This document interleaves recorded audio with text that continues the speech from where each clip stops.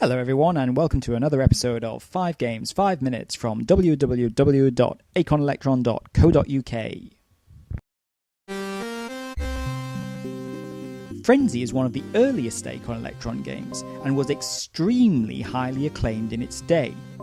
Like many of the best games, it's a very simple idea.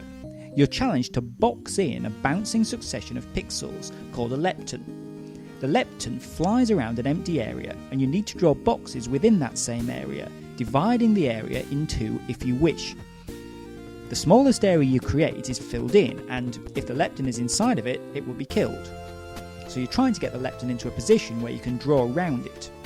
As levels increase, you get chasers which follow you around the lines and boxes you've drawn already. And finally, you get an ever-increasing number of leptons to deal with, and they get faster and faster. Although luck does play some part in completing Frenzy, the game calls for a lot more skill than luck. Hence, there's not really anything negative to say about it at all. It's very addictive, and it's definitely worth giving a whirl. There are very few text adventure games quite like Hampstead. The aim is to achieve social status, and if you play it correctly, you'll complete a startling transformation from an unwashed slob to a married city yuppie. This is the process of attaining Hampstead, according to the instructions. It's a fascinating idea, and the game is punctuated with dry observations. I have to say I like the way you can pretend to be other people, get a job just to betray the boss, marry an aristocratic model, and vote in boardroom resolutions, all using just regular verb-noun combinations. I'm not quite sure what the authors were thinking by introducing long pauses throughout the game, though.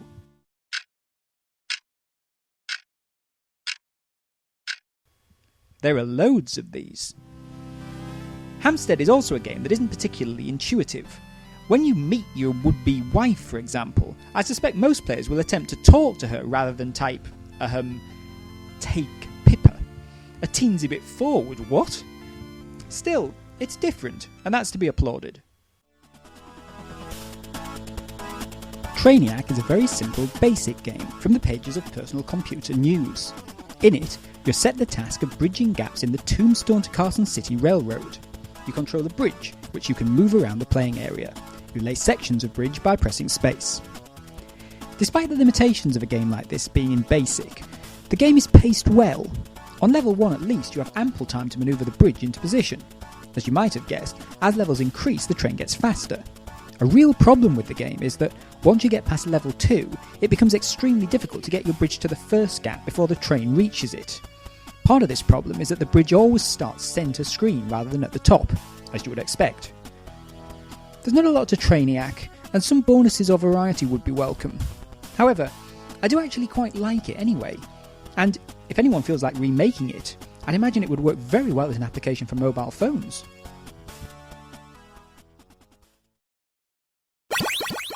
Olsen is a maze game which is downright odd.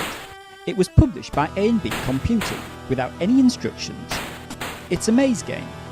You move around an area collecting balloons and avoiding what look like mutant skittles. When you start moving, you can't stop, except by hitting space to grab onto one of the rocks.